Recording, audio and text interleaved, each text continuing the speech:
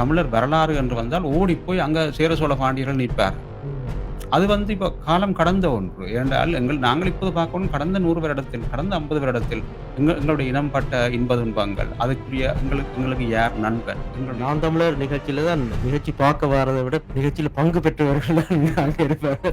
அவருடைய அம்மாவோ, அப்பாவோ அங்க மேடையில ஏதோ ஒரு நிகழ்ச்சி செய்து கொண்டிருக்கும். அந்த பிள்ளைன்ற அம்மா, அப்பாவோ எவ்வளவு முயற்சிகளை செய்கிறோம். ஆனால் எங்களோடு இணைந்து செயற்படுவதற்கு நிகழ்ச்சிக்கு வருகிறார்கள். அது பிரச்சனையே இல்லை.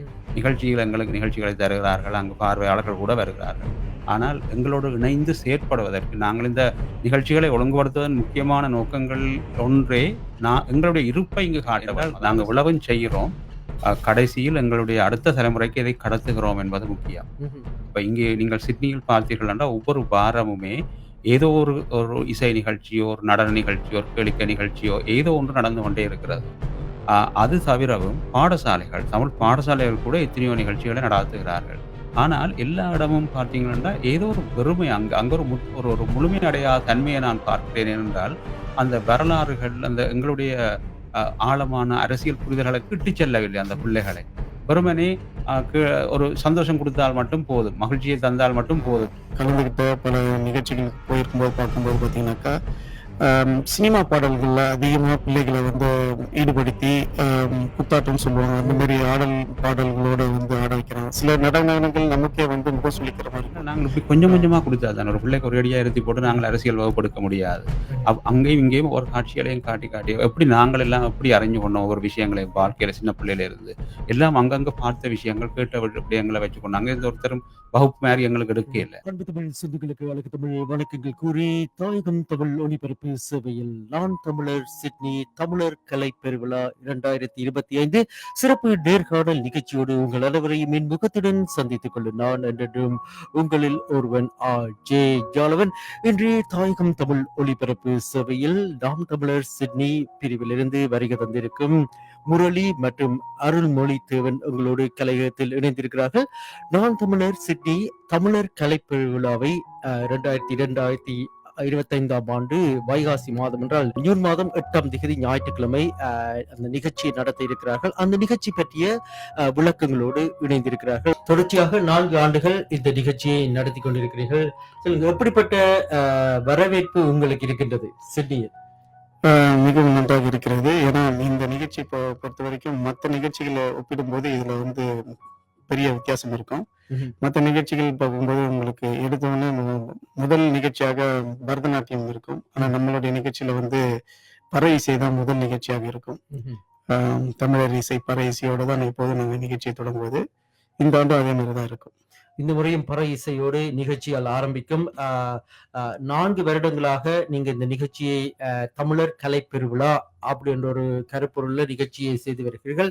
என்னென்ன கலை அம்சங்கள் அந்த நிகழ்ச்சியில் இருக்கும் என்று நாங்கள் எதிர்பார்க்கலாம்? இதுல பாத்தீங்கன்னா பாரம்பரிய, அதாவது தமிழர்களுடைய பாரம்பரிய நடன கலைகள் பெரும்பாலும் இதில் இடம்பெறும்.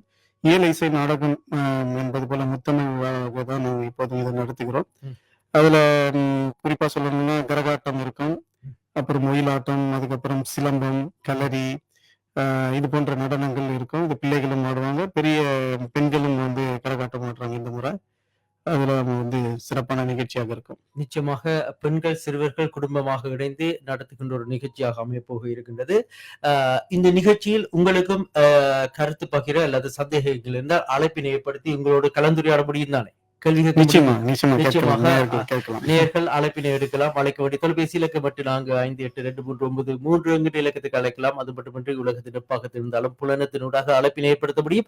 61499829960 என்கிற இலக்கத்தினூடாக அழைப்பினை ஏற்படுத்த முடியும். அருண்மொழித்தவன், இந்த ஏற்பாடுகள் எல்லாம் எவ்வாறு சென்று கொண்டிருக்கிறது? ஜூன் மாதம் 8ஆம் தேதி ஞாயிற்றுக்கிழமை நடைபெற இருக்கிறது. எத்தனை மணியிலிருந்து எத்தனை மணி வரை நடக்க இருக்கிறது? என்னென்ன ஏற்பாடுகள் எல்லாம் செய்திருக்கிறீர்கள் இந்த நிகழ்ச்சியை நடத்துவதற்காக? 4வது ஆண்டாக நாங்கள் இதை நடத்துகின்றோம். இந்த வருடமும் அதே மாதிரி ஒரு ஞாயிற்றுக்கிழமை ஜூன் மாதம் 8ஆம் தேதி மதியம் 11 மணியிலிருந்து ஒரு 3-4 மணிக்குள் முடிந்துவிடும் முழு நிகழ்ச்சிகளும். நாம் இந்த குளிர்காலத்தையும் கருத்தில் கொண்டு மக்களுக்கும் வசதியாக இருக்கும் விதத்தில் நாம் இதை வடிவமைத்திருக்கிறோம். இந்த முறையும் ஏற்கனவே 4வது வருடமாக சேரபடியால் நாங்கள் ஒவ்வொரு வருடமும் மெருகேற்றிக் கொண்டு வந்திருக்கிறோம் இந்த விழாவை. ம். இந்த வருடமும் எதிர்பார்க்கிறோம் மிக சிறப்பாக இருக்கும்ன்னு சொல்லி. சில இசை நிகழ்ச்சிகளை எடுத்தீங்கன்னு சொல்லி சொன்னா, அதிலெல்லாம் கீர்த்தனங்கள் அதுகளெல்லாம் வேறு மொழிகளில் பாடுவார்கள். அதேபோல் பரதநாட்டியத்திலும் அந்த மாதிரியான வேறு மொழி, வடமொழி அது சார்ந்த இதுகள் எல்லாம் இருக்கும். அந்த மாரி எதுவும் இல்லாமல் முழுமையாக எல்லாம் தமிழிலேயே அமையும். ம்ஹ்ம். அதே நேரம் அறிவிப்புகள் ஆங்கிலத்திலும் இருக்கக்கூடும். இங்குள்ள சிறார்களையும் சென்றடையும் விதமாக ம். அதுகள் இருக்கலாம். மற்றும்படி நிகழ்ச்சிகள் முழுக்க முழுக்க தமிழில் அமைவதாகவே இருக்கும். ஏற்கனவே நடந்த வரலாறையும் சொல்லிக் கொடுக்க வேணும் பிள்ளைகளுக்கு. நாங்கள் மக்களுக்கு ஞாபகப்படுத்த வேணும். வளர்ந்தவர்களுக்கும் இது அவசியமான ஒன்றுதான். அதேபோல் இங்கு நடந்து கொண்டிருக்கிற அரசியலை இங்கே புலம்பெயர் நாடுகளில் உள்ள அரசியலிலேயும் நமது மக்கள் அதிகமாக ஈடுபட வேண்டும். அவற்றைப் பற்றியும் அறிந்து கொள்ள வேண்டும் என்பதும் நமது நோக்கங்களில் ஒன்றாக இருக்கிறது. ஒரு நிகழ்ச்சி ஒன்று இருக்கிறது. முழு சபையோரையுமே இணைத்து செயற்படும். கடந்த வருடங்களில் நாங்கள் விடுகதை போட்டியாக வைத்திருந்தோம். அது ம். மாதிரி இந்த வருடமும் நாங்கள் அது தமிழ் சார்ந்ததாக அது இருக்கும். தமிழ் மொழியினதும், எமது பண்பாட்டினதும் விழுமியங்களை மக்களுக்கு எடுத்துச் சொல்லும் நிகழ்ச்சிகளாக அவை இருக்கும். அ அ அதுவும் ஒரு சிறப்பான அம்சமாக எமது நிகழ்ச்சியில் இருக்கிறது. மற்றது எமது நிகழ்ச்சி முழுக்க முழுக்க இலவசமான ஒன்று. நாம் தமிழர் நிகழ்ச்சியில தான் நிகழ்ச்சி பார்க்க வரத விட, நிகழ்ச்சியில பங்கு பெற்றவர்கள் தான் அங்க இருப்பாங்க. அவருடைய அம்மாவோ, அப்பாவோ அங்க மேடையில ஏதோ ஒரு நிகழ்ச்சி செய்து கொண்டிருக்கும். அந்த பிள்ளைன்ற அம்மா, அப்பாவோ குடும்பமாக வந்து அவர் நிகழ்ச்சி செய்யக்கூடிய நிலைகள் இருக்கிறது. நான் அந்த நிகழ்ச்சியை தொகுத்து வழங்குற என்ற அடிப்படையில அத என்னை பார்க்கக்கூடியதா இருக்கு. பிள்ளைய கையில குடுத்துட்டு கரகாட்டம் ஆடவோ, இல்லாட்டி ஒயிலாட்டம் ஆடவோ, இல்லாட்டி சிலம்பம் ஆடுவதற்கோ அங்கே தாய்மார்கள், பறை இசைப்பதற்காக தாய்மார்கள் இருப்பார்கள். பச்சிளங்குழந்தைகளையும் கூட்டிக் கொண்டு வந்து தாய், தந்தையர் அங்கே பங்கு பெற்றக்கூடிய நிகழ்ச்சிகளும் இருக்கின்றது. இது 4வது வருடம். எமது பார்வையாளர்கள் அதில் பங்கு பெறுபவர்களுடைய கருத்துக்களையும் நீங்கள் ஏற்றுக்கொள்ள வேண்டும். அவரையும் நீங்கள் கவனத்தில் கொள்ள வேண்டும் என்ற அடிப்படையில் இந்த முறை அந்த ஒழுங்குகள் எல்லாம் எவ்வாறு இருக்கிறது? தொண்டர்களுடைய எண்ணிக்கை, நிகழ்ச்சிகள் ஒழுங்குபடுத்துவது, நிகழ்ச்சி நெறிப்படுத்துவது போன்ற விடயங்களில் நீங்கள் எவ்வாறான அ விடயங்களை செய்திருக்கிறீர்கள்? ஒரு விண்ணப்ப படிவத்தை பூர்த்தி செய்ய ம். கொடுத்திருக்கோம். குறிப்பா அந்த விண்ணப்ப படிவம் வந்து உணவு எண்ணிக்கை எடுக்கிறதுக்காக கொடுத்திருக்கோம். ம். அதே நேரத்துல அதுல வந்து தன்னார்வலர்களாக அந்த நிகழ்ச்சிக்கு உதவி செய்யறவங்களையும் நாங்க கேட்டிருக்கோம். அதுல நிறைய பேர் வந்து தன்னார்வலா நாங்க உதவி செய்யறோம்னு சொல்லிட்டு ஏற்கனவே 7, 8 பேர் சொல்லியிருக்காங்க. ம். அவங்களுடைய உதவியோட இந்த மாதிரி பிழைகள்லாம் எதுவும் ஏற்படாம நாங்க நிச்சயமா பண்ண முடியும். அவரு சொன்னது வந்து அநேகமா 2 வாரத்துக்கு முன்னாடி நடந்த நிகழ்ச்சிய பத்தி சொன்னாரு. அது நாம் தமிழர் நிகழ்ச்சி கிடையாது. ஆஹா. அதனால வந்து இதுவரை நாங்க 4 ஆண்டுகள் நடத்தியிருக்கோம். அதுல 4 ஆண்டுல இந்த மாரி எதுவும் பிழைகள் எதுவும் ஏற்படல. இனியும் ஏற்படாத மாரி நாங்க நிச்சயமா எங்களால பார்த்துக்க முடியும்ன்றத உறுதியளிக்கிறேன். நிச்சயம். நாம் தமிழருடைய செயற்பாடு சிட்னியில் பொதுவாக இந்த 4 வருடங்களில் எவ்வாறு இருக்கின்றது? அதனுடைய வளர்ச்சி என்று சொன்னால் எதை சொல்வீர்கள்? எவ்வாறு அதனுடைய செயற்பாடுகள் இருக்கின்றது என்பதை பற்றி? உண்மையில் நல்ல ஒரு கேள்வி உண்டு.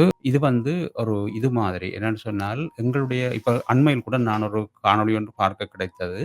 ஒரு தாயகத்திலிருந்து ஒருவர் தாயமண்டல் ரேடியோ ம்ஹ்ம். ம். களத்திலிருந்து ஒருவர் அ ஒரு நான் நினைக்கிறேன் ஒரு புலம்பெயர் வானொலி கொடுத்த ஒரு பேட்டியில் அழகாக அவர் சொல்லியிருந்தார். எவ்வளவு தூரம் புலம்பெயர் மக்களும், தாயகத்தில் இருக்கக்கூடிய புலனங்களும், நாம் தமிழர் கட்சியின் அந்த கடந்த முறை நடைபெற்ற அந்த அம் வைகாசி 18 முள்ளிவாய்க்கால் அவலங்களை பற்றின அந்த எழுச்சி, தமிழர் இன எழுச்சி நாளை நாம் தமிழர் எவ்வளவு சிறப்பாக செய்தார்கள். அதை எத்தனையோ பேர் டவுன் ப்ளே பண்ணார்கள்.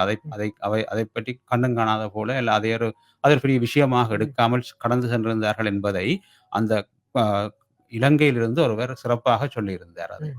அ அவர் சொன்னார், "உங்களுக்கு நீங்கள் ஏதோ இந்திய பார்வையிலிருந்து பார்ப்பது போல, இல்ல ஏதோ ஆளுந்தரப்பிலிருந்து பார்ப்பது போல எமது மக்களும் சரி, எமது ஊடகங்களும் சரி, அப்படி அதை ஒரு மேலோட்டமாக கடந்து சென்று விட்டார்கள். ஆனால் அது எவ்வளவு காத்திரமான ஒரு செயற்பாடு சீமானனுடைய செயற்பாடு, அந்த நாம் தமிழர் கட்சியினுடைய செயற்பாடுன்னு சொல்லி சிறப்பாக சொல்லியிருந்தார். நிச்சயமாக அதைத்தான் நான் இங்கேயும் சொல்ல விரும்புகிறேன். நாம் தமிழர் சிட்னியின் வளர்ச்சியும் அதே மாரி தான். அதாவது எவ்வளவு தூரம் நாங்கள் எவ்வளவு முயற்சிகளை செய்கிறோம். ஆனால் எங்களோடு இணைந்து செயற்படுவதற்கு இப்ப நிகழ்ச்சிக்கு வருகிறார்கள். அது பிரச்சனையே இல்லை. ம். எங்களுக்கு நிகழ்ச்சிகளை தருகிறார்கள். அங்கு பார்வையாளர்கள் கூட வருகிறார்கள். ஆனால் எங்களோடு இணைந்து செயற்படுவதற்கு நாங்கள் இந்த நிகழ்ச்சிகளை ஒழுங்குபடுத்துவதன் முக்கியமான நோக்கங்கள் ஒன்றே, எங்களுடைய இருப்பை இங்கு காட்ட வேண்டும். அதாவது ம். சீமான் அண்ணனுக்கோ, நாம் தமிழர் கட்சிக்கோ, தமிழ் தேசியத்துக்கோ ஆதரவான இன்னும் ஒரு அமைப்பு இங்கு இருக்கிறது. நீங்களும் வந்து இதோடு இணைந்து செயற்படுங்கள் என்பதுதான் இதனுடைய இன்னொரு அ ஒரு கோரிக்கை. ம்ஹ்ம். அதை இங்குள்ள மக்கள் பெரிதாக கண்டுகொள்வதாக இல்லை. அது நான் நினைக்கிறேன் பொதுவாக எந்த ஒரு தமிழ் தேசிய அமைப்புக்கும் இந்த ஒரு நிலைமை ஏற்பட்டிருக்கிறது என்று நினைக்கலாம். நினைக்க வேண்டி இருக்கிறது. ஏனென்றால், அ எல்லா அமைப்புகளும் குறிப்பிட்ட சிலரோடையே நிற்கிறது போல தான் இருக்கிறது. ஒவ்வொரு அமைப்பும் அந்தந்த ஆக்களோடயே நிற்கிற போல தான் இருக்கிறது. ஒன்றும் அடுத்த கட்டத்துக்கு போறதாக தெரியவில்லை. அந்த வகையில் பார்த்தால் கட்சியின் செயற்பாடு இப்போதைக்கு நாம் இங்கு சிட்னியில என்ன செய்கிறோம் என்றால், இந்த விழாவை நடத்துகிறோம் வருடா வருடம். அதைத் தவிர நாங்கள் தேர்தல்கள் வரும்பொழுது அந்த மாரி நேரங்களில் கட்சியினரோடு சேர்ந்து செயற்பட்டு அவர்களுக்கு முடிந்த எங்களாலான உதவிகளை செய்ய பார்க்கிறோம். ஆனா அது எவ்வளவு தூரம் நடக்கிறது என்பது அடுத்த கேள்வி. ஆனால் செய்கிறோம் ஓரளவுக்கு. அவ்வளவுதான் எங்களுடைய இப்போதைய இது. மற்றது இப்போ ஒன்று அங்கு தமிழகத்தில் தமிழ்நாட்டில் எமது கட்சி பெருமளவு வளர்ச்சியடைந்து வருவதாலும், வேகமாக வளர்வதாலும், அங்கு இப்போது அவர்களுக்கு தாராளமான உதவிகள் அங்கிருந்தும் கிடைக்கிறது என்றாலும் கூட அவர்கள் போராடுவது, அவர்கள் போட்டி போடுவது மிக பெரும் சக்திகளுடன். ஆனபடியால் அவர்களுக்குரிய பலத்தை எல்லா பக்கத்திலிருந்தும் கொடுக்க வேண்டியது எமது மக்களுடைய கடமை. அதை எமது மக்கள் புரிந்து அதை செய்ய வேண்டும் என்பதுதான் எங்களுடைய எதிர்பார்ப்பு. ஜூன் மாதம் 8ஆம் தேதி பிளாக்டவுன் பாய்ஸ் ஹை ஸ்கூல்ல நடைபெற இருக்கிறது. 11 மணியிலிருந்து 3 மணி வரை தமிழர் கலை பெருவிழா. நாம் தமிழர் சிட்னி அமைப்பினர் நடத்துகின்ற இந்த விழாவுக்கு புதிதாக ஒருவர் வருகிறார். எனக்கு நீங்க சொன்னபோல தமிழ் தேசியத்தின் பால் ஆர்வமுடையவர்கள், அக்கறையுடையவர்கள் நிறைய பேர் இருக்கிறார்கள். அது மட்டுமின்றி நாம் தமிழர் கட்சியினுடைய பேச்சுக்களாக இருக்கட்டும், மேடை பேச்சுகளாக இருக்கட்டும், பரப்புரைகளாக இருக்கட்டும், அவற்றை பின்தொடர்பவர்கள், அவற்றை நித்தமும் அதை கேட்பவர்கள் நிறைய பேர் இருக்கிறார்கள்.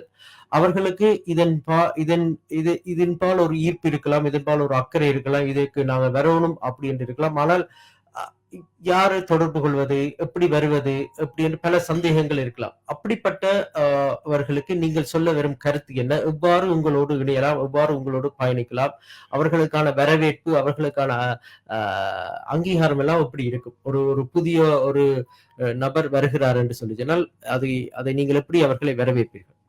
நிச்சயமாக யார் வந்தாலும் நாங்கள் அவங்கள வரவேற்போம். அவங்க எங்களை தொடர்பு கொள்ளணும்னாக்கா இந்த துண்டறிக்கையில் ஏற்கனவே 4 பேருடைய எண்கள் கொடுத்துருக்கோம். அதில் ஏதாவது ஒரு எண்ணை அவங்க அழைச்சி எங்களை தொடர்பு கொள்ளலாம். மற்றபடி அவங்களுக்கு இந்த நிகழ்ச்சியில தன்னார்வலா சேர்ந்து எங்களோட பயணிக்க விரும்பினால் அவங்களுக்கும் நிச்சயமா அவங்க பங்கு பெறலாம். அவங்க என்ன மாதிரி உதவிகள் எங்களுக்கு செய்ய விரும்புனாலும் இல்லை எந்த மாதிரி அவங்க எங்களோட சேர்ந்து பயணிக்க விரும்புறாங்கன்றதை சொன்னாங்கன்னாக்கா அதுக்கு தகுந்தாப்புல நாங்கள் ஏற்பாடுகள் செய்வோம். நிச்சயமாக நீங்களும் இணைந்து பயணிக்க விரும்பின் அழைக்க வேண்டிய தொலைபேசி இலக்கங்களை ஞாபகப்படுத்தி விடுகிறேன். முரளி 0435097967 என்கிற இலக்கத்துக்கு அழைப்பினை ஏற்படுத்த முடியும். அது மட்டுமின்றி அருண்மொழி 0450946433 என்கிற இலக்கத்துக்கு அழைப்பினை ஏற்படுத்தி நீங்கள் உங்களுடைய கருத்துக்களையும் உங்களுடைய ஆர்வத்தையும் சொல்ல முடியும். அது மட்டுமின்றி ஜிஜி தீபக்குடன் கூட நீங்கள் அழைப்பினை ஏற்படுத்த முடியும். 0424651228 என்கிற இலக்கத்துக்கு அழைப்பினை ஏற்படுத்தலாம். அதைத் தொடர்ந்து பார்த்திபனோடும் நீங்கள் உங்கள் அழைப்புகளை ஏற்படுத்தி உங்கள் ஆர்வத்தை வெளிப்படுத்த முடியும். 0414621321 என்கிற இலக்கத்துக்கு அழைப்பினை ஏற்படுத்தி மேலதிக தகவல்களை பெற்றுக்கொள்ள முடியும். அது மட்டுமின்றி ஜூன் மாதம் 8ஆம் தேதி பிளாக்டவுன் பாய்ஸ் ஹை ஸ்கூல்ல ஞாயிற்றுக்கிழமை நடைபெற இருக்கிறது. சனிக்கிழமையில ஞாயிற்றுக்கிழமை நடைபெற இருக்கிறது. 11 மணிக்கு நேராக நீங்க அங்கே வந்தீர்கள் என்று சொல்லி சொன்னால் நாம் தமிழர் சிட்னி அமைப்பினுடைய உறுப்பினர்கள், ஆதரவாளர்கள், பார்வையாளர்களை நீங்கள் சந்திக்கின்ற பொழுது தானாகவே நீங்கள் அவர்களோடு பழக்கத்தை ஏற்படுத்தக்கூடிய சந்தர்ப்பம் ஏற்படும். தொடர்ச்சியாக நீங்கள் பயணிக்கலாம் அப்படின்றதையும் தெரிவித்துக் கொள்கிறோம். இப்படி சொல்லுங்கள், இந்த என்னவா வருபவர்களுக்கான உணவு, குடிநீர் மற்றும் குளிர்பானங்கள் அல்லது ஆரோக்கியமான பானங்கள் எல்லாம் எவ்வாறு அந்த ஏற்பாடு எப்படி இருக்கிறது? நாம் தமிழருடைய மாநாடுகளா இருக்கட்டும், கட்சி கூட்டங்கள் வித்தியாசமாக அதை என்ன ஒரு எப்படி சொல்றது, சுற்றுச்சூழல் பாசறையாக இருக்கட்டும் அல்லது அவர்கள் தண்ணீர் கொடுப்பது, இலவசமாக தண்ணீர் கொடுத்திருந்தார்கள் இந்த முறை மே பயன்பாட்டு நிகழ்ச்சியில். அப்படி மண்ணும் மண் சார்ந்த மக்கள் சார்ந்த செயற்பாடுகள் அங்கே நடந்து கொண்டே இருக்கும் தொடர்ச்சியாக. அதை ஒரு வியாபாரமாக, அதை ஒரு லாபம் மட்டும் நிகழ்வாக எடுக்காமல், வியாபாரமாக எடுக்காமல் நல்ல விடயங்களை புகட்டக்கூடிய மாதிரி இருக்கும். அப்படி நீங்கள் என்ன இங்கே ஏற்பாடுகள் செய்திருக்கிறீங்க? சென்ற முறை பாத்தீங்கன்னாக்கா கரும்பு சாரும் முடக்கத்தான் ரசமும் இலவசமா மக்களுக்கு கொடுத்தோம். இந்த முறையும் பெரும்பாலும் அதே நேரத்துல மசாலா தேநீர் இருந்தது, அது விலைக்கு கொடுத்தது. முடக்கத்தான் ரசம் வந்து இலவசமா ஒருத்தர் வந்து தன்னாளர் வந்து செஞ்சு கொடுத்தாரு. இந்த ஆண்டும் வந்து அந்த முடக்கத்தான் ரசம் கொடுக்கறதுக்கு ஏற்பாடு செஞ்சுட்டு இருக்கோம் நாங்க. உணவு வகைகள் பார்த்தீங்கன்னா, காய்கறி உணவுகள், அது வெஜிடபிள் பிரியாணி, அப்புறம் கோழிக்கறி சாதம், சிக்கன் பிரியாணி, ஆட்டு பிரியாணி, அதுக்கப்புறம் பார்த்தீங்கன்னாக்கா, தின்பண்டங்கள் குடுக்குறோம். தின்பண்டங்கள்ல பார்த்தீங்கன்னா, வேர்க்கடலை சுண்டல், அதுக்கப்புறம் வந்து ஒரு கட்டிகை, அதாவது கேக், அப்புறம் வந்து கட்லெட், ஃபிஷ் கட்லெட், இதெல்லாம் குடுக்குறோம். அருமை, அருமை. ஆமா. வாரவங்கள வந்து அந்த நாளை சந்தோஷமாக அந்த நிகழ்வில் பங்கு பெற்று உணவுகளை சாப்பிட்டு ஆரோக்கியமான பானங்களை அருந்தி செல்லலாம். உணவுகள் மட்டுமின்றி புத்தக கண்காட்சிகள், தமிழர் பாரம்பரிய இசைக்கருவிகள், அவ்வாறு பலவிதமான விடயங்களை சென்ற வருடம் பார்த்திருந்தேன். அதே விடயங்கள் இந்த வருடமும் இருக்கும் என்று எதிர்பார்க்கலாமா? நிச்சயமா. மாச விக்டர் ஐயா வந்து 50 புத்தகங்கள் இது வரைக்கும் வெளியிட்டிருக்காரு. அவர் 100க்கும் மேற்பட்ட புத்தகங்கள் எழுதியிருக்காரு. இது வரைக்கும் 52 புத்தகங்கள் வெளியிட்டிருக்காரு. அவருடைய தொகுப்புகள் வந்து அங்க பார்வைக்கு வைக்கப்படும். அங்க வேணுன்றவங்க வந்து வாங்கிக்கலாம். தமிழர் வரலாறு, தமிழ் மொழி, உலகளாவிய எந்தெந்த நாடுகள்ல எந்தெந்த மொழியோடு தமிழ் மொழி தொடர்புள்ளது என்ற ஆய்வுகள்லாம் வந்து கடந்த 40 ஆண்டுகளுக்கு மேலாக ஆராய்ச்சி செய்து எழுதியிருக்காரு. அவருடைய புத்தக தொகுப்புகள் அங்கே இருக்கும். அதை மக்கள் வாங்கி பெற்று பயனடையலாம். அது மட்டுமின்றி வேறு என்ன அமைப்புகளோடு நாம் தமிழர் சிட்னி அமைப்பு இணைந்து பயணித்துக் கொண்டிருக்கிறது? சிட்னி தமிழ் மன்றம் எங்களோட எப்போதும் நிகழ்ச்சிகளுக்கு உறுதுணையாக இருப்பார்கள். நாங்களும் அவர்களின் நிகழ்ச்சிக்கு வந்து பங்கேற்று அவர்களோட சேர்ந்து பயணிக்கிறோம். மற்ற தமிழ் அமைப்புகளும் எங்களோட நிகழ்ச்சிகளுக்கு வருவது உண்டு. அருமை, அருமை, அருமை. ஜூன் மாதம் 8ஆம் தேதி ஞாயிற்றுக்கிழமை காலை 11 மணியிலிருந்து 3 மணி வரை பிளாக்டவுன் பாய்ஸ் ஹை ஸ்கூல்ல நடைபெற இருக்கிறது நாம் தமிழர் சிட்னி அமைப்பினுடைய தமிழர் கலை பெருவிழா 2025ஆம் ஆண்டு 4 வருடங்களாக தொடர்ச்சியாக செய்து கொண்டு வருகிறார்கள். இயல், இசை, நாடகம், சிறுவர்களுக்கான பேச்சு, திருக்குறள் ஒப்புவித்தல், களரி, பறை இசை மற்றும் தமிழர் இசை, தமிழர் விளையாட்டுகள், தமிழருடைய பாரம்பரிய விடயங்கள் அந்த மேடையிலே அரங்கேற காத்திருக்கிறது. அனைவரும் வர முடியும். அனுமதி இலவசம். உணவுப் பொருட்கள், தின்பண்டங்கள் இருக்கின்றது. அவற்றையும் பெற்றுக்கொள்ள முடியும். அது மட்டுமின்றி அறிவுக்கு பிரயோசனமாக புத்தக கண்காட்சிகள், புத்தகங்களை பெற்றுக்கொள்வதற்கான வசதிகளும் இருக்கின்றது. நமது தொன்மைகளை புரிந்து கொள்வதற்காக தமிழர்களுடைய இசை கருவிகளும் காட்சிப்படுத்த இருக்கிறது. அது மட்டுமின்றி இசை நிகழ்ச்சிகள், தமிழர்களுடைய இசை ஒலிக்க அங்கே மேடைகளில் ஒலிக்க இருக்கின்றது. இவ்வாறு பல விடயங்களை பார்த்து செல்ல முடியும். அது மட்டுமின்றி எங்கள் ஊரோடு, எங்கள் உறவுகளோடு தொடர்பு பட்டு அவர்களோடு கலந்துரையாடி ஒரு அளவலாவும் ஒரு நிகழ்ச்சியாகவும் இருக்கும் என்பதில் ஐயமில்லை. இந்த முறை எத்தனை நிகழ்ச்சிகள் நடைபெற இருக்கின்றது என்று தெரியுமா? இப்ப நாங்கள் இந்த நிகழ்ச்சிகளை வடிவமைக்கும் போது முதலில் நினைத்தது, இப்ப வரலாறு, அரசியல் என்று சொல்லி வந்தால் எங்களுடைய பிள்ளைகளை அடுத்த தலைமுறை என்றால் நாங்கள் விளவும் செய்கிறோம், கடைசியில் எங்களுடைய அடுத்த தலைமுறைக்கு இதை கடத்துகிறோம் என்பது முக்கியம். அப்ப இங்கே நீங்கள் சிட்னியில் பார்த்தீர்கள் என்றால் ஒவ்வொரு வாரமுமே ஏதோ ஒரு இசை நிகழ்ச்சியோ, ஒரு நடன நிகழ்ச்சியோ, ஒரு கேளிக்கை நிகழ்ச்சியோ ஏதோ ஒன்று நடந்து கொண்டே இருக்கிறது. அது தவிரவும் பாடசாலைகள், தமிழ் பாடசாலைகள் கூட எத்தனையோ நிகழ்ச்சிகளை நடாத்துகிறார்கள். ஆனால் எல்லா இடமும் பார்த்தீங்கன்னா ஏதோ ஒரு வெறுமை, அங்க ஒரு முழுமையடையாத தன்மையை நான் பார்க்கிறேன். ஏனென்றால் அந்த வரலாறுகள், அந்த எங்களுடைய ஆழமான அரசியல் புரிதல்களுக்கு இட்டுச் செல்லவில்லை அந்த பிள்ளைகளை. வெறுமனே ஒரு சந்தோஷம் கொடுத்தால் மட்டும் போதும், மகிழ்ச்சியை தந்தால் மட்டும் போதும், ஒரு அழகாக அந்த நிகழ்ச்சி அமைந்தால் மட்டும் போதும் என்பதுதான் அவர்களுடைய எண்ணமாக இருக்கிறதை ஒழிய, இப்ப நாங்கள் உதாரணமாக தமிழ் பாடசாலைகள் எடுத்தீங்கன்னா ஒரு முக்கியமான ஒரு சமுதாய அமைப்பு. அந்த தமிழ் பாடசாலைகளின் பாடத்திட்டத்தில் கூட கடந்த காலங்களில், எனக்கு இப்பொழுது பரிச்சயம் இல்லை, முந்தைய காலங்களில் பார்த்தால் தமிழர் வரலாறு என்று வந்தால் ஓடி போய் அங்க சேர சோழ பாண்டியர்கள் நிற்பார்கள். அது வந்து இப்ப காலம் கடந்த ஒன்று. ஏனென்றால் நாங்கள் இப்போது பார்க்கணும், கடந்த 100 வருடத்தில், கடந்த 50 வருடத்தில் எங்களுடைய இனம் பட்ட இன்ப துன்பங்கள், அதுக்குரிய எங்களுக்கு யார் நண்பன், எங்களுடைய எதிரி யார், எங்களுடைய துரோகி யார், எங்கே சறுக்கினோம், எங்கே வென்றோம், எப்படி எருமாப்பு கொண்டோம், அது எல்லாத்தையும் எங்களுடைய பிள்ளைகளுக்கு நாங்கள் சொல்லிக் கொடுக்கிறோம். அதுக்கேற்ற மாதிரி எங்களுடைய நிகழ்ச்சிகள் அமைய வேண்டும் என்று ஆசைப்படுகிறோம். ஆனா அதற்குரிய தரமான நிகழ்ச்சிகளை எங்களுக்கு சமுதாயம் தான் வழங்க வேண்டும். நிறைய உங்களுடைய அதாவது எங்களுடைய சமுதாயத்திலிருந்து தான் அதுக்குரிய பங்களிப்புகளும் பெற வேண்டும். அதாவது ஒரு வில்லுப்பாட்டோ, இல்ல ஒரு நாடகமோ, இல்ல ஒரு பட்டிமன்றமோ, ஒரு காத்திரமான நிகழ்ச்சிகளை நமது சமுதாயம் தர வேண்டும். இந்த வருடம் கூட நான் பல தமிழ் பாடசாலைகள் நாம் எங்களுடைய அதாவது பொறுப்பாளர்கள் பல தமிழ் பாடசாலைகளின் பொறுப்பாளர்களுடனும் அந்த குழுக்கள் இருப்பவர்களுடன் தமிழ் ஆசிரியர்களுடனும் பேசியிருந்தோம். ஆனால் எங்களுக்கு பெருசாக அவர்களிடமிருந்து எதுவும் பெறவில்லை. வெளியிடங்களிலிருந்து தான் ஒரு நிகழ்ச்சிகள் கிடைக்கின்றன. அவற்றை வச்சு நாங்கள் நிகழ்ச்சிகளை படைக்கிறோம். ஆனால் மேடை கொடுக்கிறோம். நாங்கள் எல்லாம் மிச்சமெல்லாம் செய்கிறோம். அவர்களை வந்து செய்து காட்டச் சொல்லி தான் கேட்கிறோம். அவற்றை படைத்து அடுத்த தலைமுறைக்கு ஒரு நல்ல விஷயங்களை கொடுக்க வேண்டும் என்று தான் நாங்கள் ஆசைப்படுகிறோம். அதை பூரணமாக செய்ய வேண்டும். அடுத்தடுத்த வருடங்கள் இன்னும் சிறப்பாக அமைய வேண்டும் என்று தான் எங்களுடைய எதிர்பார்ப்பு. மற்றும்படி பழமையாக இருக்கிற அதே விடயங்கள் பறை இசை, மற்றது கும்மி, மற்றது கரகம், இந்த வருடம் நாடகங்கள், கடந்த வருடங்கள் நடக்காத ஒன்று இந்த வருடம் நாடகங்கள் ஒன்று இருக்கிறது. அதேபோல் சில விடயங்களை இந்த வருடமும் இருக்கிறது. எல்லாம் மகிழ்ச்சியாக இருக்கும். அந்த இடங்கள் நிச்சயமாக வரும் ஒவ்வொருவரையும் திருப்திப்படுத்துவதாக இருக்கும். ஓரளவு தரமானவையாகவும் இருக்கும் என்பது நாங்கள் உங்களுக்கு ஒரு உத்தரவாதம் தரலாம். தொடர்பு கொள்ள மேலதிக விவரங்களை பெற்றுக்கொள்ள எப்படி இந்த நிகழ்ச்சியில் பங்கு பெற்றலாம், எப்படி பங்களிப்பு செய்யலாம் அப்படி என்று நீங்க நினைத்தீர்கள் என்றால் அழைக்கலாம். அழைக்க வேண்டிய தொலைபேசி இலக்கம் முரளி 0435 097 967 என்கின்ற இலக்கத்தை அழைக்கலாம். அருண்மொழி 0450 946 433 என்கிற இலக்கத்தை அழைக்கலாம். ஜிஜி தீபக் 0420 465 128 என்கிற இலக்கத்தை அழைக்கலாம். அது மட்டுமின்றி பார்த்திபனை கூட அழைக்க முடியும். 0414 621 321 என்கிற இலக்கத்துக்கு அழைப்பினை ஏற்படுத்தி உங்களுடைய விருப்பத்தை தெரிவித்துக் கொள்ளலாம். மேலதிக தகவல்களை பெற்றுக் கொள்ளலாம் அப்படின்றத நாங்க தெரிவித்துக் கொள்கிறோம். சிறுவர்கள் எவ்வளவு ஆர்வமாக இந்த நிகழ்வுகளில் பங்கு பெற்றுகிறார்கள், பெற்றோர்கள் அவர்களை எவ்வளவு தூரம் இங்கே கொண்டு வருகிறார்கள், ஒவ்வொருவருக்கும் ஒவ்வொரு அரசியல் சித்தாந்தங்கள் இருக்கும், ஒவ்வொரு அரசியல் பின்னணிகள் இருக்கும், ஒவ்வொரு அனுபவங்கள் இருக்கும்.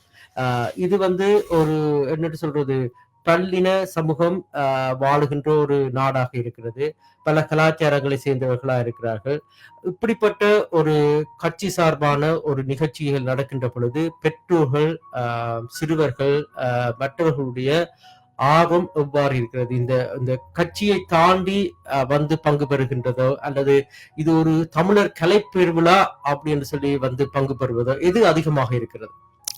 இது வந்து இங்க இந்த நிகழ்ச்சி பொதுவா நடத்துறது வந்து கட்சி அப்படின்ற ஒரு அமைப்பாக நான் இது நடத்தல. தமிழர்களுக்கான நிகழ்ச்சியாக தான் இதை பொதுவாக நாங்கள் இந்த நிகழ்ச்சியை நடத்துறோம். அதனால இந்த தமிழ் கலை பெருவிழா அப்படின்ற பேரே வச்சிருக்கோம். இதுல முக்கியமா பாத்தீங்கன்னாக்கா மற்ற நிகழ்ச்சிகள்ல பெரும்பாலும் நான் கலந்துகிட்ட பல நிகழ்ச்சிகளுக்கு போயிருக்கும்போது பார்க்கும்போது பாத்தீங்கன்னாக்கா சினிமா பாடல்கள்ல அதிகமா பிள்ளைகளை வந்து ஈடுபடுத்தி குத்தாட்டம் சொல்லுவாங்க, அந்த மாதிரி ஆடல் பாடல்களோட வந்து ஆட வைக்கிறாங்க. சில நடனங்கள் நமக்கே வந்து முகம் சொல்லிக்கிற மாதிரி இருக்கும். பெற்றோர்கள் பார்க்கும்போது தன்னுடைய பிள்ளைகள் வந்து அவங்களுடைய நடன நிகழ்ச்சிகளை பார்க்கும்போது இப்ப கொஞ்சம் நமக்கே கொஞ்சம் கூச்சமாக இருக்கும். அந்த மாதிரி நிகழ்ச்சிகளாக இருக்கும் பெரும்பாலான நிகழ்ச்சிகள். ஆனா எங்க நிகழ்ச்சிகள் அந்த மாதிரி இருக்காது. அந்த மாதிரி நடன அமைப்புகள் எதுவுமே கிடையாது. குறிப்பா பாடல்கள் சொல்லும்போது சினிமா பாடல்களாக இருந்தாலும் கூட அது முழுக்க முழுக்க தமிழ் பாடல், தமிழ் கலை, அந்த மாதிரி கிராமிய பாடல்கள், அந்த மாதிரி பாடல்கள் தான் இருக்கும். இப்போ அதுல வந்து எந்த ஒரு ஆபாசமும் எந்த ஒரு முகம் சுளிக்கிற அளவுக்கு கொண்ட நடன அமைப்புகளோ எதுவுமே இருக்காது.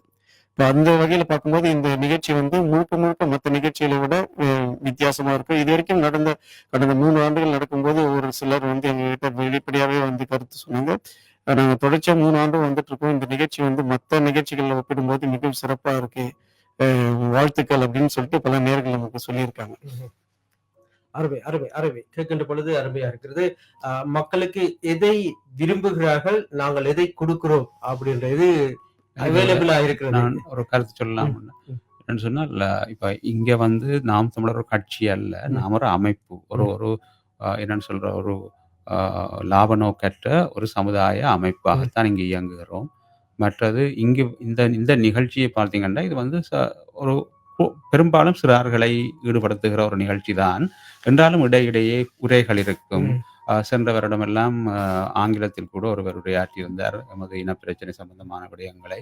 அங்குள்ள குழந்தைகள். ஏனென்றால் நாங்கள் இப்படி கொஞ்சம் கொஞ்சமா குடுத்தா தான் ஒரு பிள்ளைக்கு ஒரு அடியா இருத்தி போட்டு ம். நாங்கள் அரசியல் வகுப்பெடுக்க முடியாது. ம். அங்கேயும் இங்கேயும் ஒரு காட்சிகளையும் காட்டி காட்டி எப்படி நாங்கள் எல்லாம் எப்படி அறிஞ்சு கொண்டோம் ஒவ்வொரு விஷயங்களையும் ம். வாழ்க்கையில சின்ன பிள்ளையில இருந்து. எல்லாம் அங்கங்க பார்த்த விஷயங்கள், கேட்ட விடயங்கள வச்சுக்கொண்டு அங்க இருந்து ஒருத்தரும் வகுப்பு மாரி எங்களுக்கு எடுக்க ம். இல்ல. ஆனா அப்படித்தான் நாங்கள் இத செய்ய வேணும் ஒவ்வொரு விஷயத்தையும்ன்றதுல நாங்க தெளிவா இருக்கிறோம். ஒரு ஒரு ஜனரஞ்சகமான ஒரு ஒரு மக்கள் மகிழக்கூடிய ஒரு நிகழ்வாக இருக்கும். அதே நேரம் ஒரு வித்தியாசமான ஒரு ஒரு ஒரு ஒரு என்னன்னு சொல்ற ஒரு இங்க ஆங்கிலத்தில் ஒரு ஒரு வித்தியாசமான ஒரு என்வைரன்மென்ட் ஒரு ஒரு ஒரு வித்தியாசமான சூழல், ஒரு வித்தியாசமான ஒரு ஒரு ரசனை, ஒரு என்னன்னு சொல்ற ஒரு அ ஒரு உணர்வை குடுக்கும் எங்களுடைய நிகழ்ச்சி என்று நாங்க நம்புகிறோம். ஒரு நல்ல மாரியான ஒரு நிகழ்வை அ அ உணர்வை குடுக்கும் எங்களுடைய முழு நிகழ்ச்சிகளும் என்று நம்புகிறோம். அருமை, அருமை, அருமை. நீங்களும் அழைப்பினை படுத்தி உங்களுடைய கேள்விகள், சந்தேகங்களை கேட்க முடியும். நாம் தமிழர் சிட்னி அமைப்பிலிருந்து முரளி மற்றும் அருண்மொழி தேவன் இணைந்திருக்கிறார்கள் எங்களோட கலையகத்தில். அழைக்க வேண்டிய தொலைபேசி இலக்கம் 84582393 என்கிற இலக்கத்துக்கு அழைக்கலாம். அது மட்டுமின்றி உலகத்தின் எப்பாகத்தில் இருந்தாலும் புலனத்தினூடாக அழைப்பினை ஏற்படுத்த முடியும். சகார் 1 499829996 சுழியம் என்கின்ற இலக்கத்தினூடாக அழைக்க முடியும். தமிழர் கலைப்பெருவிழா 2025 சிறப்பு நேர்காணல் நிகழ்ச்சியோடு இணைந்திருக்கின்றீர்கள். நான் தமிழர் சிட்னி தமிழர் கலைப்பெருவிழா 2025 ஜூன் மாதம் 8ஆம் தேதி ஞாயிற்றுக்கிழமை காலை 11 மணியிலிருந்து இடம்பெற இருக்கின்றது. 3 மணி வரை பிளாக்டவுன் பாய்ஸ் ஹை ஸ்கூலில் இடம்பெற இருக்கின்றது. அனுமதி இலவசம். எவ்வளவு தூரத்துக்கு பெண்களுடைய பங்களிப்பு இந்த நிகழ்ச்சியில் இருக்கிறது? தமிழர் கலை பெருவிழாவில் பெண்களுடைய பங்களிப்பு எவ்வளவு தூரத்துக்கு இருக்கிறது? இந்த நிகழ்ச்சியை ஏற்பாடு செய்யறதுல கலை நிகழ்ச்சிகளை பெரும்பாலும் ஏற்பாடு செய்யறதுல ஜிஜி தீபக்ன்றவங்க தான். அவங்க தான் இந்த நிகழ்ச்சி இந்த மாதிரி ஒரு நிகழ்ச்சி நடத்தணும் அப்படின்னு சொல்லிட்டு ஆரம்பத்தில் எங்களுக்கு ஆலோசனை வழங்குனவங்க தான். ஸோ ஒரு பெண்ணோட பங்களிப்புன்றது இதுல முக்கியமா இருக்கு எங்களுடைய கலை நிகழ்ச்சியில. அதே நேரத்துல பெண்கள் நடனம் அது இந்த சிறார்கள் பார்த்தீங்கன்னாக்கா ஒரு 15 பெண் சிறார்கள் பங்கு பெற ஒரு நடனம் இருக்கு நிகழ்ச்சி. அதே மாதிரி 7 பெண்கள் பெரியவங்க பங்கு பெற ஒரு கரகாட்ட நிகழ்ச்சி இருக்கு. இதுல பெரும்பாலும் பெண்களோட பங்களிப்பு தான் அதிகமா இருக்கும். குறிப்பா சொல்ல போனாக்கா இந்த நிகழ்ச்சியில பெண்களுடைய பங்களிப்பு தான் அதிகமாக இருக்கு அப்படின்னு சொல்லி இருக்கீங்க. அருமையான ஒரு விளக்கம். அது மட்டுமின்றி தாயகம் தமிழ் ஒலிபரப்பு சேவை முகநூலில லைஃபா போய் கொண்டிருக்கிற வீடியோல கூகுள் ஃபார்ம் அங்கே பகிரப்பட்டிருக்கின்றது. நிகழ்ச்சியில் பங்கு பெற விரும்புபவர்கள் அந்த படிவத்தை நிரப்ப முடியும். உங்களுடைய விவரங்களை பதிவு செய்யும் பட்சத்தில் எவ்வளவு பேர் வருகிறார்கள், அவர்களுக்காக எவ்வளவு உணவுகளை ஒழுங்குபடுத்த வேண்டும் என்பது நிகழ்ச்சியை தயாரிப்பவர்களுக்கு ஒழுங்கமைப்பவர்களுக்கு உதவியாக இருக்கும். அது மட்டுமின்றி உங்கள் ஆர்வங்களையும் அங்கே பகிர்ந்து கொள்ள முடியும். உங்களோடு தொடர்பு கொண்டு உங்களை இந்த அமைப்புகளோடு இல்ல நிகழ்ச்சிகளோடு இணைத்துக் கொள்ள தயாராக இருக்கிறார்கள். தாயகம் தமிழ் ஒலிபரப்பு சேவையின் நிகழ்ச்சி முகநூலிலே லைவ் ப்ரோக்ராம்ல ஒரு கமெண்ட்ல பதியப்பட்டிருக்கிறது. அவற்றையும் நீங்கள் கண்டு அந்த படிவத்தை பயன்படுத்திக் கொள்ள முடியும் அப்படின்றத நான் தெரிவித்துக் கொள்கிறேன். உங்களுக்கு மேலதிகமாக ஏதாவது தகவல் சொல்வதற்கு இருக்கிறதா இந்த கலை பெருவிழா என்கின்ற இந்த தமிழர் கலை பெருவிழாவை பற்றி? இறுதியாக ஒரு கேள்வி.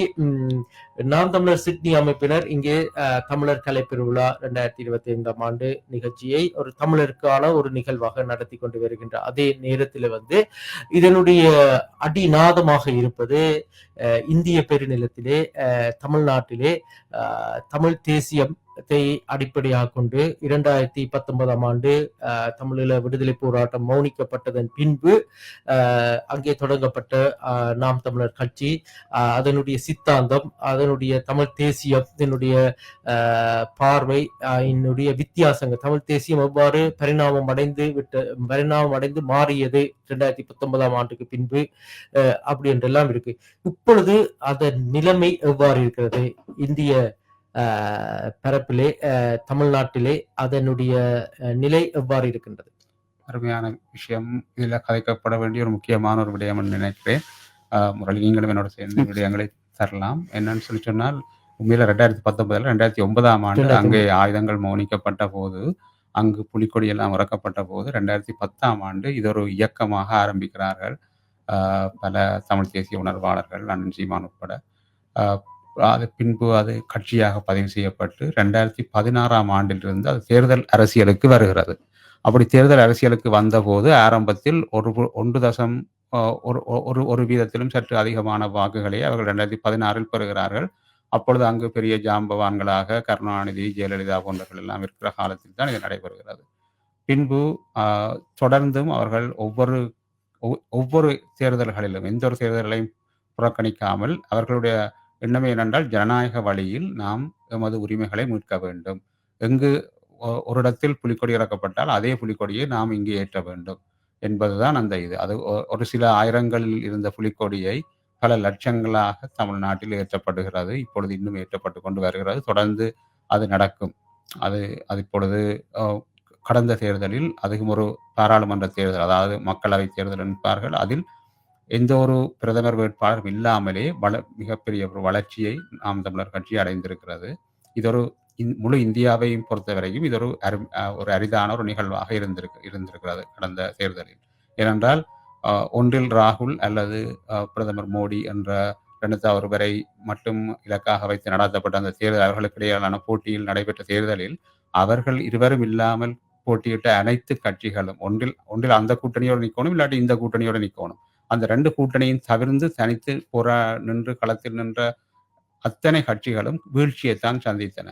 ஆனால் கடைசி நிமிடத்தில் சின்னம் பறிக்கப்பட்டு எத்தனையோ அழுத்தங்கள் கொடுக்கப்பட்டு என்ஐஏ, அதாவது தேசிய முகமை, அவர்களுடைய சோதனைகளை எல்லாம் முகம் கொடுத்து அப்படியெல்லாம் இருந்தும் கூட இந்த கட்சி வளர்ந்திருந்தது. அதாவது 7 வீதத்திலிருந்து 8.2 வீதத்துக்கு வளர்ந்து, அதாவது மாநில கட்சியாக அங்கீகரிக்கப்பட்ட தேர்தல்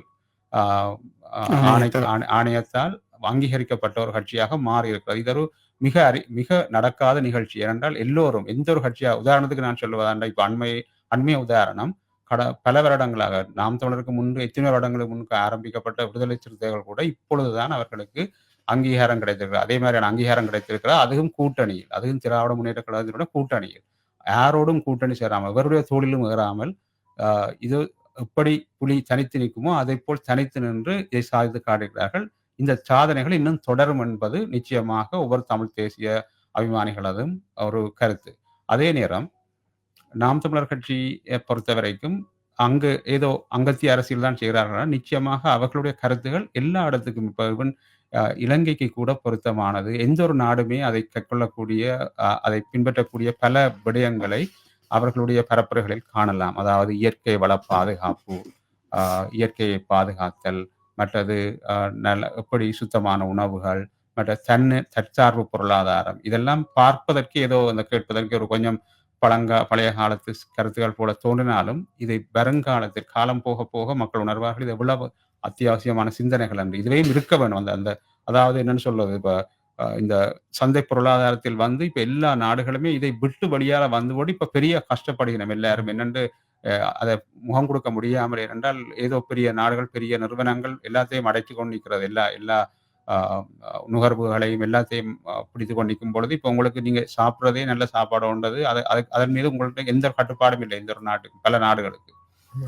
ஏனென்றால் அவர்கள் தன்னிறைவு பொருளாதாரத்தை விட்டபடியால். அப்ப அப்படியான கன பிரச்சனைகள் வரும். இப்ப கடந்த கொரோனா காலத்தில் நாங்கள் அதை கண்கூடாக பல விடயங்களை பார்த்தோம். உணவு என்பது அவ்வளவு அத்தியாவசியமானது என்பது. ஆனபடியால என்னதான் செய்தாலும் முதல்ல விவசாயம் என்பது ஒரு தொழில் அல்ல, அது ஒரு வாழ்க்கையின் ஒரு அங்கம், அது ஒரு பகுதி, ஒரு என்று சொல்லி அதை பண்பாடு என்று சொல்லி அதை நாம் தமிழர் கட்சி அதை வலியுறுத்தி வருகிறது.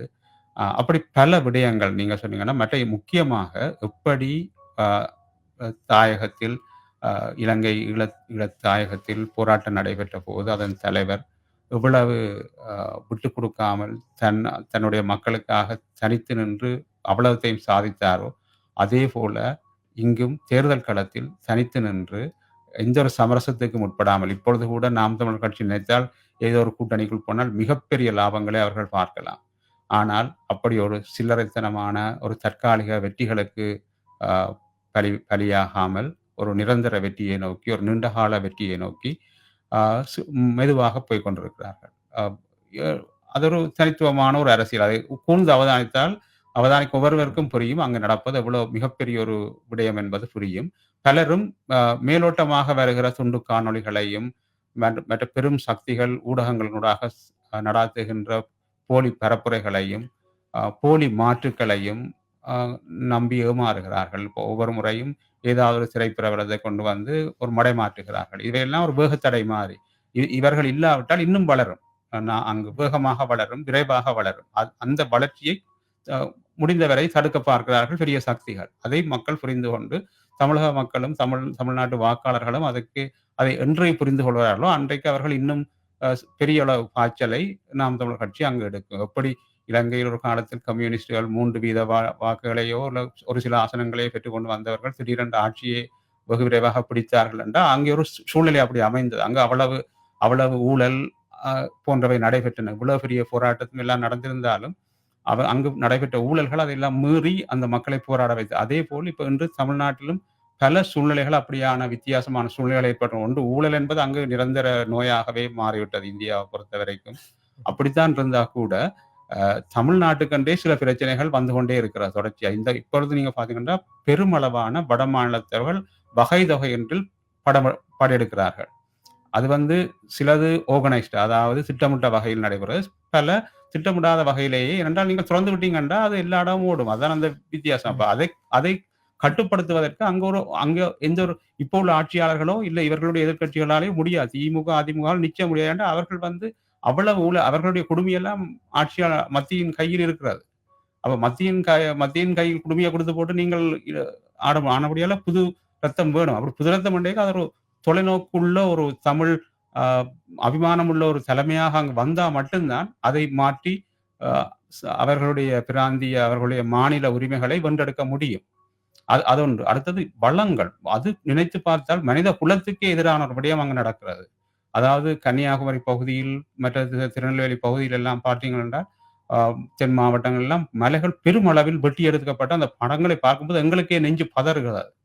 அப்படிப்பட்ட விடயத்தை நிச்சயமாக அந்த மக்கள் என்னென்றுதான் பொறுக்கிறார்களோ எனக்கு புரியவில்லை. இவ்வளவுத்தையும் வெட்டி கொண்டு ஒரு நாளைக்கு எத்தனையோ 1000 டன்கள், அதாவது 700 கண்டெய்னர்கள், 700 லாரிகள்ல, 700க்கும் மேற்பட்ட ஆயிரக்கணக்கான லாரிகள்ல மலைகள் வெட்டி எடுத்து செல்லப்படுகிறது. அப்ப அதுக்கு மிக பாலமா மிகப்பெரும் ஏரிகள் போல அந்த மலைகள் ஆகிவிட்டது. இது தனியே தமிழ்நாட்டோடு நிற்கப்படுது. இது உலகத்தின் வெப்பமயத்தையே பாதிக்கப்போகுது. அதாவது குளோபல் வார்மிங்குக்கு நிச்சயமாக இது மிகப்பெரிய ஒரு கண்ட்ரிபியூட்டிங் ஃபேக்டரா இருக்க போகுது இந்த விடயம். அப்ப இதை தமிழக மக்கள் நிச்சயமாக தமிழ்நாட்டில் ஒவ்வொரு வாக்காளரும் இதை உணர வேண்டும். இது ஒரு பெரிய ஒரு பிள்ளை நடக்கிறது. அதை கொண்டு என்ன செய்யணும்னா கொண்டு கடலுக்கு கொட்டினா கேரளால மலையிலேன்னு சொல்லிக்கொண்டு தமிழ்நாட்டில இருந்து கொண்டே கொட்டினான். அங்கேயிருந்து இருந்து கொண்டு வரணும்னா அங்கேருந்து கழிவுகளை கொண்டு தமிழ்நாட்டுக்குள்ள கொட்டினா. இப்ப இதெல்லாம் அந்த மக்கள் அன்றைக்கு உணர்ந்து தெளிகிறார்களோ அன்றைக்கு நாம் தமிழர் கட்சி அங்க ஆட்சிக்கு வரும். அதான் அந்த இது. அருமையான கருத்துக்களை பகிர்ந்து கொண்டீர்கள். மிக்க மிக்க நன்றி. இணைந்து கொண்டு நாம் தமிழர் சிட்னி அமைப்பினருடைய தமிழர் கலை பெருவிழா 2025ஆம் ஆண்டு நிகழ்ச்சியை பற்றி எங்களுக்கு பல கருத்துக்களை பகிர்ந்திருந்தீர்கள். இயல் இசை, நாடகம், சிறுவர்களுக்கான நிகழ்ச்சிகள், பேச்சு போட்டிகள், தமிழர் பற இசை, களரி மற்றும் பல தமிழர் சார் நிகழ்வுகள் நடைபெற இருக்கிறது. ஜூன் மாதம் 8ஆம் தேதி ஞாயிற்றுக்கிழமை காலை 11 மணியிலிருந்து 3 மணி வரை பிளாக்டவுன் பாய்ஸ் ஹை ஸ்கூலில் இடம்பெற இருக்கின்றது. அனைவரும் வந்து இந்த நிகழ்ச்சியில் பங்கு பெற முடியும். அனுமதி இலவசம். அது மட்டுமின்றி உணவுப் பொருட்கள், புத்தக கண்காட்சி, தமிழர் இசைக்கருவிகள் மற்றும் பல நிகழ்வுகள் அங்கே இடம்பெற இருக்கின்றது.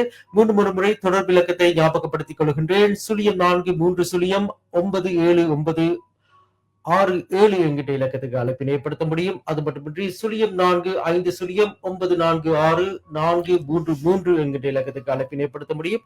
அது மட்டுமின்றி 0420465128 என்கின்ற இலக்கத்துக்கு அழைப்பினை ஏற்படுத்த முடியும். அது மட்டுமின்றி 0414621321 என்கின்ற இலக்கத்துக்கு அழைப்பினை ஏற்படுத்தி உங்களுடைய மேலதிக தகவல்களை பெற்றுக்கொள்ள முடியும். இந்த நிகழ்ச்சி இயல் இசை, நாடகம் எனும் முத்தமிழையும் சிறார்கள் மத்தியிலே மேலும் வளர்ப்பது, தமிழ் மூச்சியே தமிழர்களின் எழுச்சி என்ற வாசகத்தை அடிப்படையாக கொண்டு அனைத்து கலை நிகழ்ச்சிகளும் முழுமையாக தமிழிலே அமைய இருக்கின்றது. அடுத்த தலைமுறையினருக்கு தமிழனுடைய தொன்மை, தமிழருடைய வரலாற்றை புரிந்து கொள்ளும் ஒரு வாய்ப்பை வழங்குகின்ற ஒரு நிகழ்ச்சியாக அமையும். புலம்பெயர் நாடுகளில் தாயக நிலங்களில் நிகழ்ந்த மற்றும் நிகழ்கின்ற மாற்றங்களை பற்றிய விழிப்புணர்வை ஏற்படுத்துகின்ற பேச்சுக்கள், சிற்றுரைகள் என்பன இணைந்து இடம்பெறும் என்பதும் இங்கே குறிப்பிடப்படுகின்றது. தமிழால் இணைந்து தமிழராய் நிறுவோம் என்கிற மகுட வாசகத்தோடு இந்த நிகழ்ச்சியை ஏற்பாட்டாளர்கள் ஏற்பாடு செய்திருக்கிறார்கள். ஆகவே அனைவரும் இந்த நிகழ்ச்சியை சென்று கண்டு அதில் பங்கு பெறுமாறு தாழ்மையுடன் வேண்டிக் கொள்கிறோம். அது மட்டுமின்றி இன்று தங்களுடைய நேரத்தை ஒதுக்கி இந்த நேரப்பளவுக்கு மத்தியிலே தாயகம் தமிழ் ஒலிபரப்பு சேவையின் கலையகத்துக்கு வருகை தந்து நேர்காணல் தந்த முரளி மற்றும் அருள்மொழி தேவன் அவர்களுக்கு நன்றிகளை தெரிவித்துக் கொள்கிறோம். மிக மிக நன்றி. இந்த நிகழ்ச்சியில் உங்கள் வானொலியில் ஒளிபரப்ப சம்மதித்து நிகழ்ச்சியை சிறப்பாக செய்த யாழவன் அவர்களுக்கும் தாயக வானொலி அவர்களுக்கும் நிலையத்தாருக்கும் நன்றியை தெரிவித்துக் கொள்கிறோம். நன்றி. நன்றி, மிக்க மிக்க நன்றி. தொடர்ச்சியாக நிகழ்ச்சிகளோடு இணைந்திருங்கள். தாயகம் தமிழ் ஒலிபரப்பு சேவையின் தாயகம் தமிழ் மாலை 10வது ஆண்டு நிறைவு நிகழ்வை பற்றிய மேலே தகவல்களோடு நிகழ்ச்சியை தொகுத்து வழங்க காத்திருக்கிறேன். இந்த பாடலை தொடர்ந்து நன்றி. நன்றி யாழவன், நன்றி தாயகம். நன்றி.